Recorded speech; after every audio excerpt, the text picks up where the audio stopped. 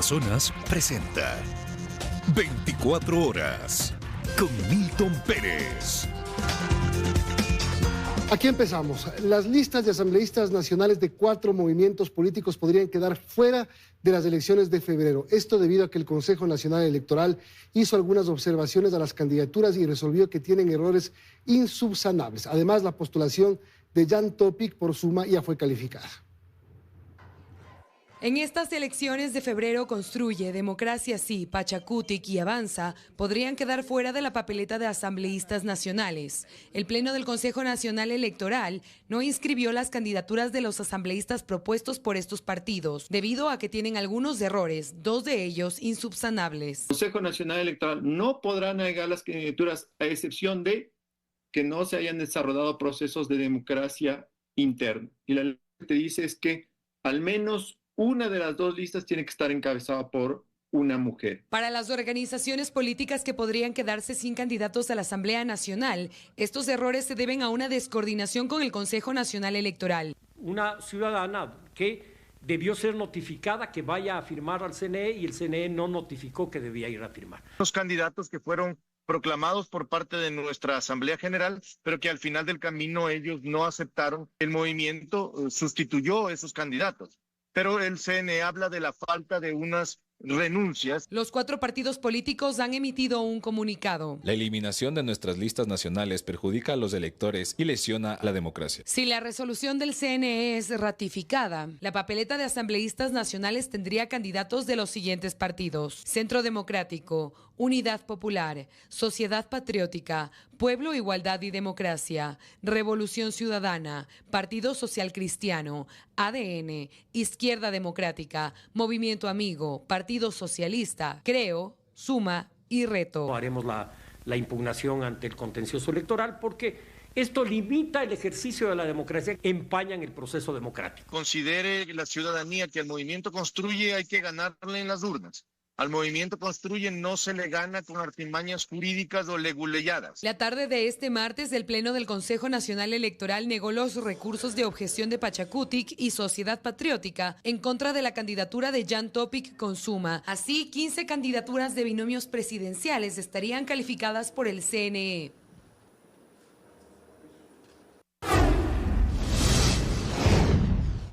La cota del embalse de Mazar continúa cayendo y se prevé que al finalizar este martes se ubique a 4 metros de su mínimo y a 3 días de tener que parar su producción de electricidad. Mientras tanto, Coca-Cola Sinclair no logra recuperarse y perdió el 70% de su generación instalada. Las opciones se reducen cada vez más en medio del peor momento del estiaje. La represa Mazar hace pocos días mostraba una leve recuperación, no obstante.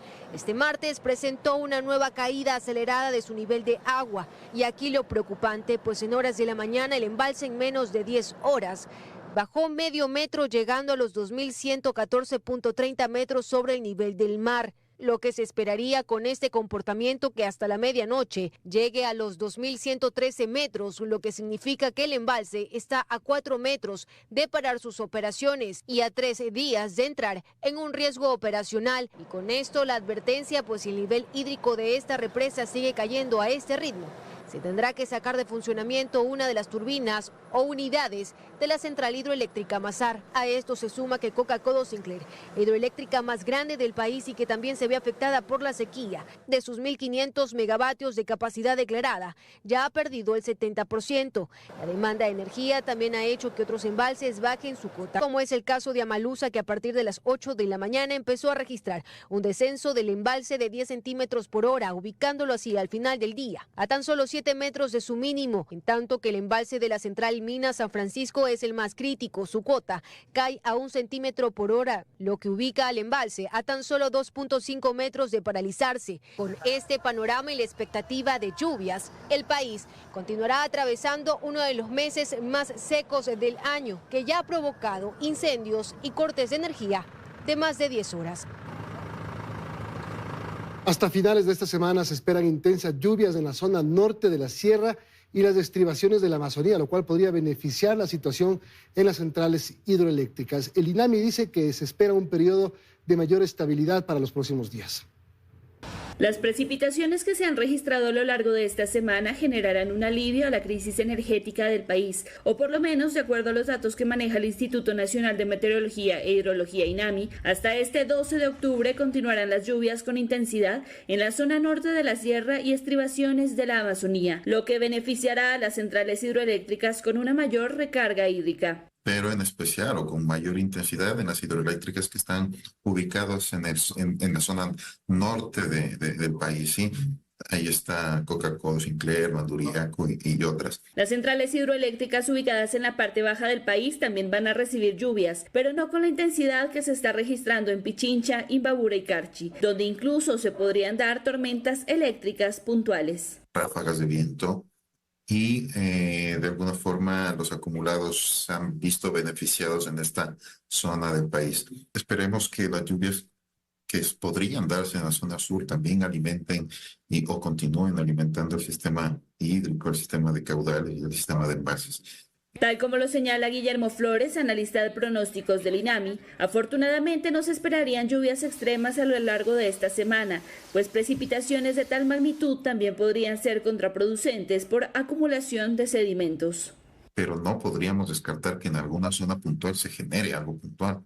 Por lo pronto, lo que tenemos previsto es que las lluvias sigan siendo entre moderadas y ocasionalmente fuertes, que se desarrollen en noche y madrugada.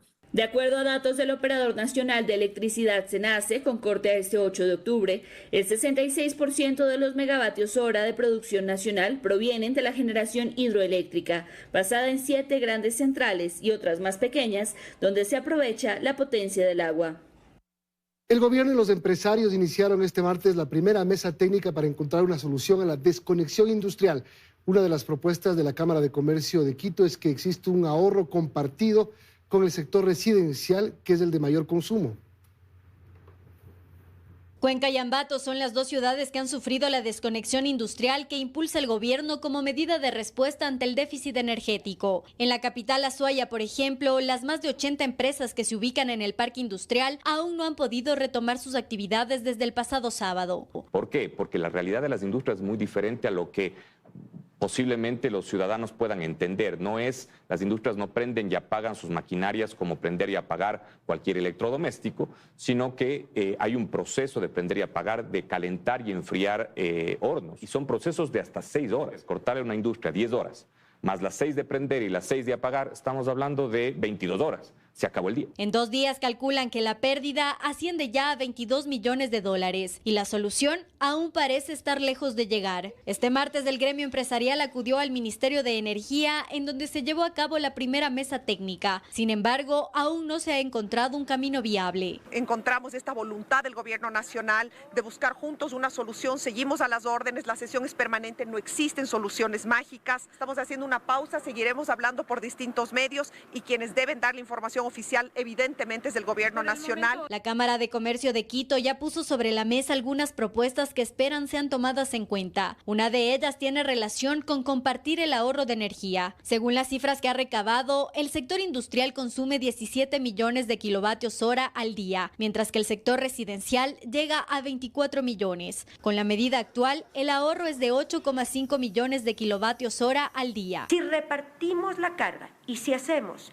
que no solo el sector industrial esté apagado a las 10 horas, sino que reducimos el número de horas de peso para el sector industrial y hacemos un aporte desde la ciudadanía, muy probablemente lograremos optimizar ese resultado por lo menos en 10 millones de kilovatios día. En otras ciudades como Quito, por ejemplo, en donde no hay un solo punto de ubicación de las industrias, los cortes eléctricos son en el horario del cronograma residencial. Varias fábricas que están en el parque industrial de Cuenca siguen paralizadas por los cortes eléctricos. Debido a este crítico panorama, miles de plazas de empleo están en riesgo. En Cuenca siguen detenidas por los cortes de energía eléctrica, que en el caso del parque industrial de la capital Azuaya van desde las 8 de la mañana hasta las 6 de la tarde. Entendemos que el gobierno le da una situación muy crítica en cuanto a todo lo que es el sector energético, pero no es la mejor manera el coger y apagar los parques industriales.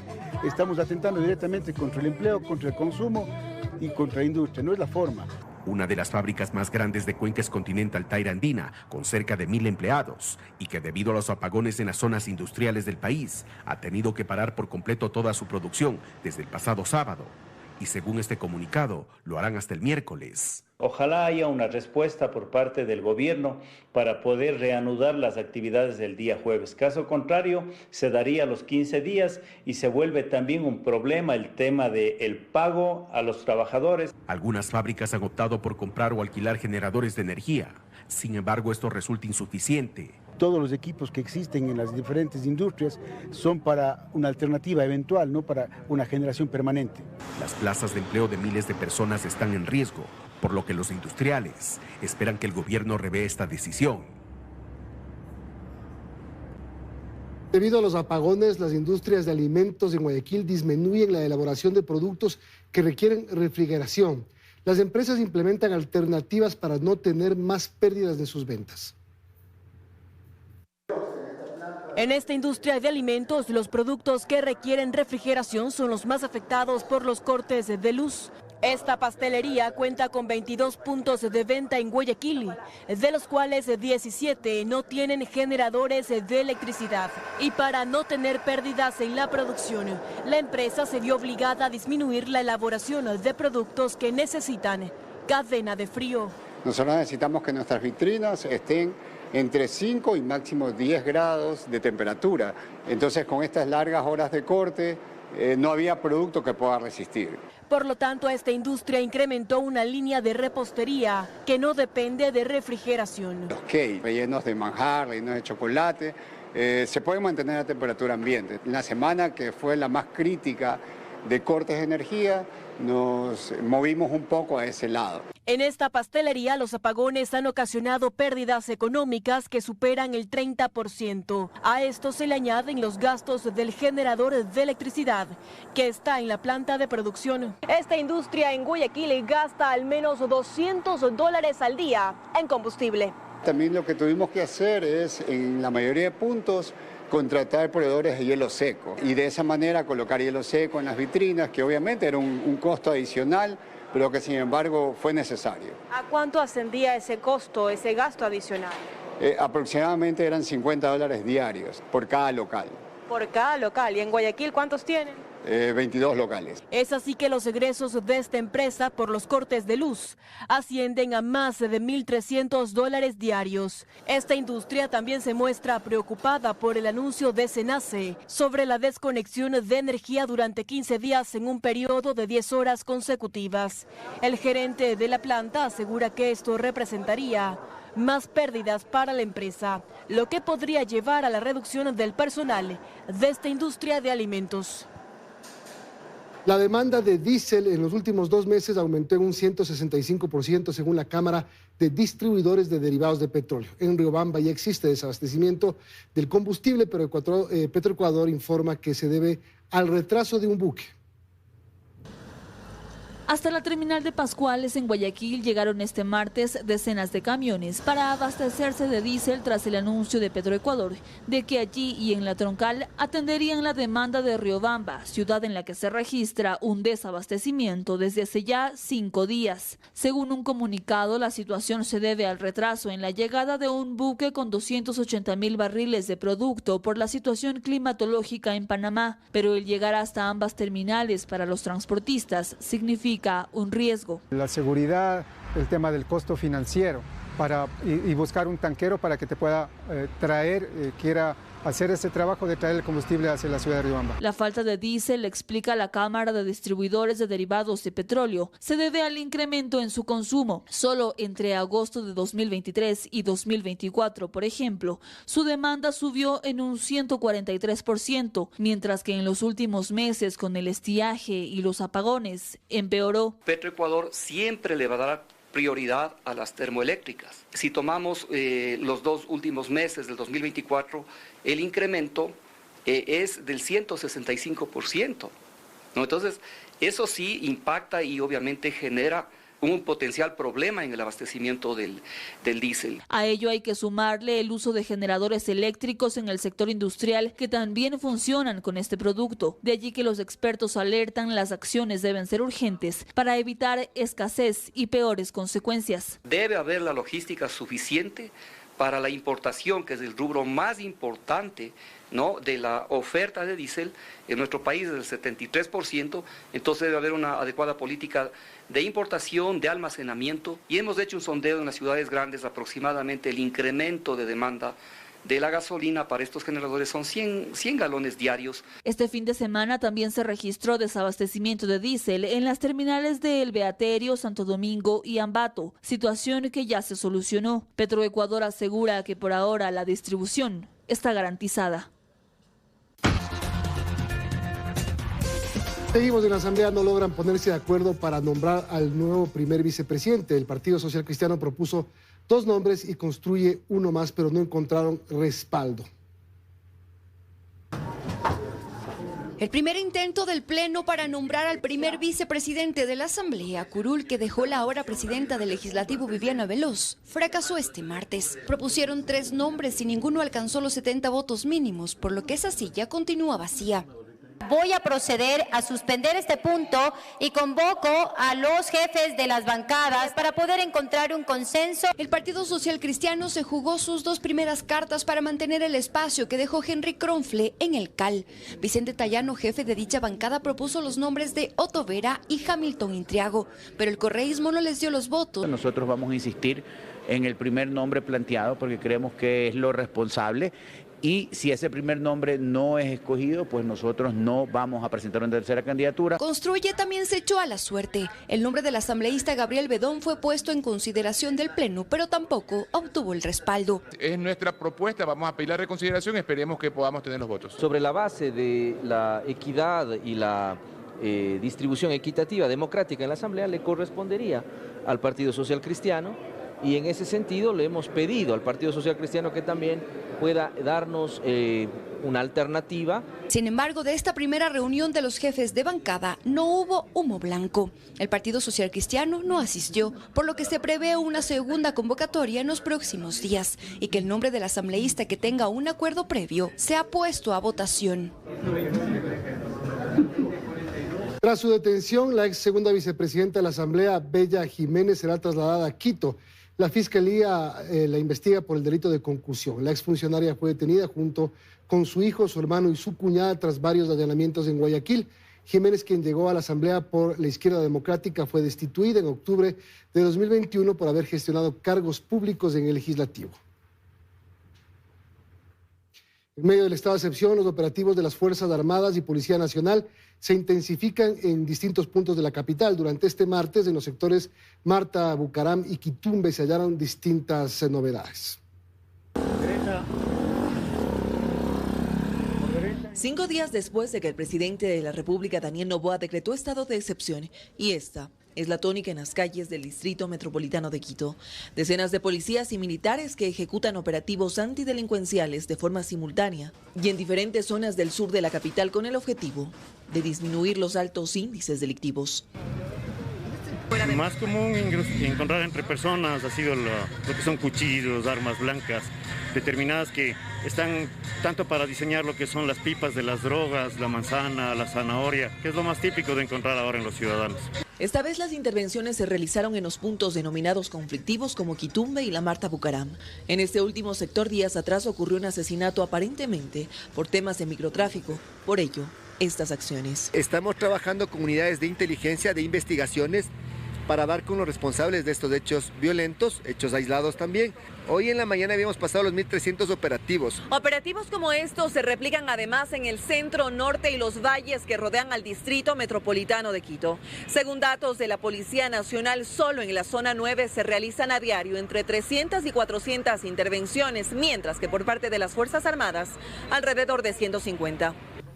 Quienes transitan por estas calles del sur de Quito dicen que al ver a los uniformados les da cierta tranquilidad. Sin embargo, cuando ellos se retiran, los ilícitos retornan. Por eso solicitan patrullajes más seguidos. Por aquí la delincuencia, el tema de las drogas y también el tema de los armamentos que andan en ciertos vehículos, pues no. Esta misma zona, he visto que hace 2 meses mataron a una persona en una peluquería, 2 cuadras atrás. Está previsto que en medio del estado de excepción se realicen alrededor de 500 operativos simultáneos entre uniformados de las Fuerzas Armadas y Policía Nacional, solo en el Distrito Metropolitano de Quito. 5 personas fueron asesinadas en una masacre en Durán, en Guayas. La policía investiga este nuevo hecho violento del que aún no hay detenidos. A pesar del estado de excepción vigente, una nueva masacre se registró pasadas las 11:30 de la mañana de este martes en la cooperativa El Recreo en Durán, provincia del Guayas. Según información policial, al menos 10 hombres encapuchados y vestidos de militares arribaron al lugar en 2 vehículos. Los sicarios, que pertenecerían a la organización terrorista Chone Killers, fingieron hacer una requisa en el sector, identificaron a las víctimas y las asesinaron. Al menos 20 impactos balísticos fueron hallados en el lugar. Una vez cometido el crimen, los antisociales huyeron del sitio con rumbo desconocido. Según el parte policial, los soyoxisos tenían entre 18 y 40 años. Eran de sexo masculino y de nacionalidad ecuatoriana. No poseían antecedentes penales, pero pertenecían a la banda Latin Kings. Hasta el cierre de este reportaje no hay detenidos. La policía realiza operativos en el cantón con la finalidad de encontrar a los criminales. Esta masacre ocurre un mes después de que 4 jóvenes fueron asesinados en la cooperativa 5 de junio del cantón Durán. Casi 60.000 detenidos, alrededor de 8.000 armas de fuego decomisadas y más de 220 toneladas de droga incautadas son los resultados de los distintos operativos del bloque de seguridad a escala nacional en lo que va del año. Fue mediante este comunicado compartido por el Ministerio de Defensa que se dio a conocer del asesinato del subteniente del ejército ecuatoriano Cristian Morales, quien fue acribillado pasadas las 11 de la noche de lunes, mientras realizaba patrullajes en el poliducto Pascuales La Troncal en Guayaquil. Encontró un pinchazo y posteriormente, un poco más adelante, se encontraba una luz que posiblemente también determinaba que estaba realizándose otra actividad ilícita. El señor subteniente se acercó y le dispararon. El gobierno nacional activó el plan de recompensas a través de la línea 131 para dar con la captura de los asesinos del oficial del ejército. También mencionaron que 9 bocaminas que estaban bajo el control de bandas terroristas fueron destruidas este fin de semana en el cantón Camilo Ponce Enríquez. Usadas por el grupo armado organizado Los Lobos, solamente clausuramos las minas, las destruimos. Esta conferencia de prensa fue aprovechada por el comandante general de la Policía Nacional, Víctor Hugo Zárate, para dar a conocer que del 1 de enero al 7 de octubre del 2024, más de 57.000 personas fueron detenidas por diversos delitos. Junto a estas, más de 8.200 armas de fuego decomisadas, al igual que 29.000 explosivos. Además, 233 toneladas de droga incautada. Dentro de los casos de secuestro y extorsión, 979 casos han sido resueltos. Se aseguró que en el distrito Nueva Prosperina, perteneciente a Guayaquil, donde la madrugada de este martes 2 cuerpos decapitados fueron encontrados, las extorsiones se han reducido en un 90%.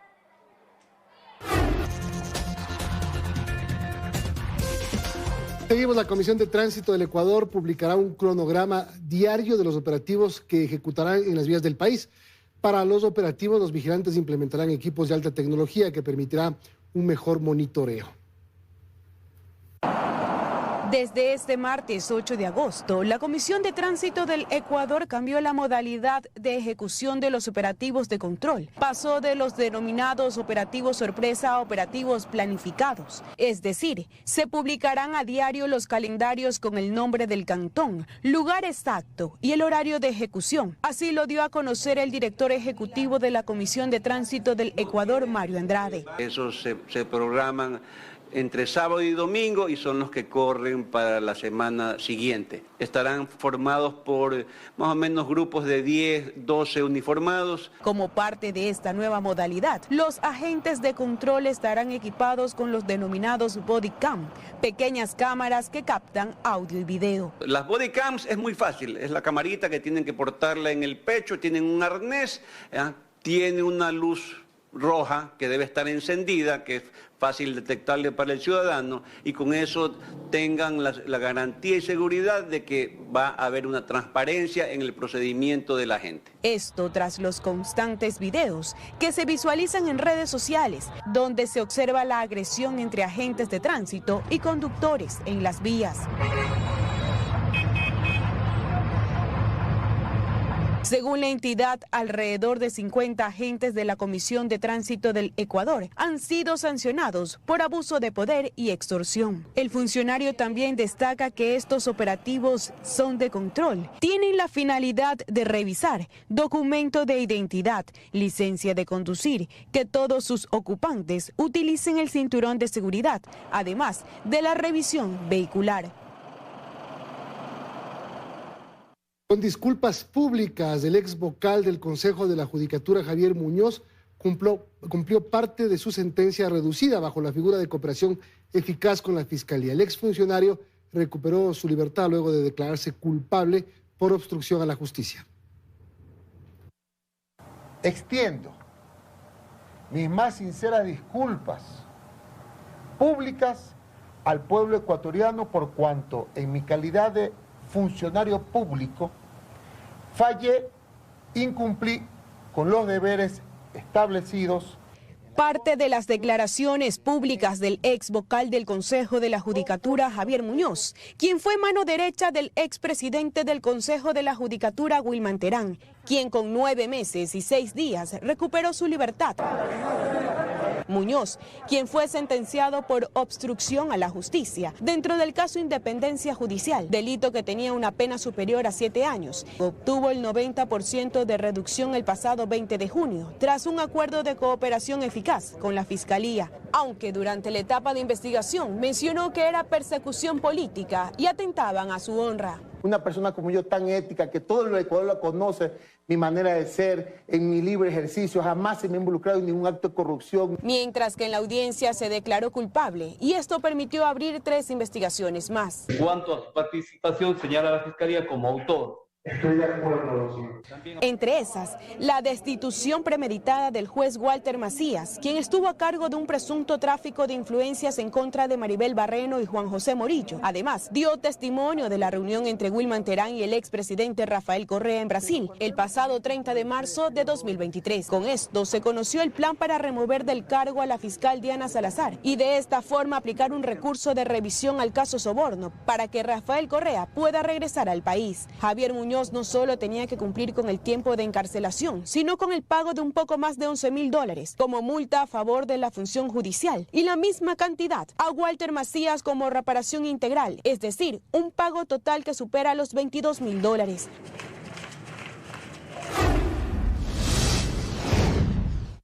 Más de 100 eventos se realizarán en Guayaquil por las fiestas de independencia de la ciudad a lo largo del resto de octubre. Hacemos contacto con Astrid Singre, quien nos tiene detalles de la agenda octubrina. Astrid, buenas noches.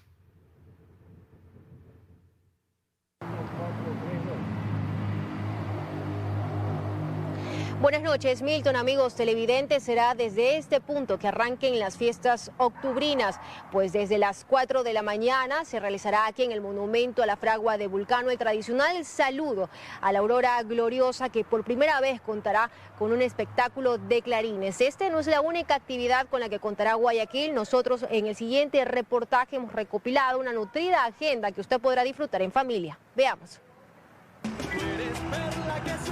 Guayaquil celebra sus 204 años de independencia con una serie de actividades preparadas por el municipio de Guayaquil.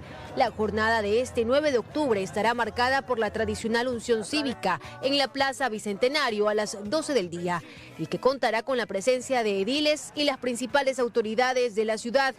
A lo largo del Malecón 2000 también se ha programado una serie de eventos y exposiciones que se podrán disfrutar en familia a partir de las 10 de la mañana, como los reconocidos caricaturistas del Malecón 2000, el instagramiable Guayaquil de 2000 colores en la Plaza Rodolfo Vaquerizo, así como también el Museo Miniatura en los bajos del Cinema Malecón. En tanto que para quienes gustan del cómic, en la Biblioteca Municipal desde las 8:30 de la mañana se llevará a cabo el programa Cultura en Movimiento, en el cual se celebrará el 85 aniversario de Batman. Con estas y otras actividades totalmente gratuitas, la Perla del Pacífico llenará de colores, diversión y cultura sus calles y espacios públicos que serán visitados por nacionales y extranjeros durante todo este mes. Añadir a esta información y también recordarles a la ciudadanía que a partir de las 5 de la tarde con 30 minutos en el Parque Centenario se llevará a cabo la sesión solemne del municipio de Guayaquil, que lo va a liderar justamente el alcalde de la ciudad, Aquiles Álvarez. Esta es la información. Milton, amigos televidentes, ustedes continúan con más de ese estudio. Tengan muy buenas noches. Buenas noches, Astrid. Gracias por la información. Vamos a hacer una pausa. Regresamos enseguida.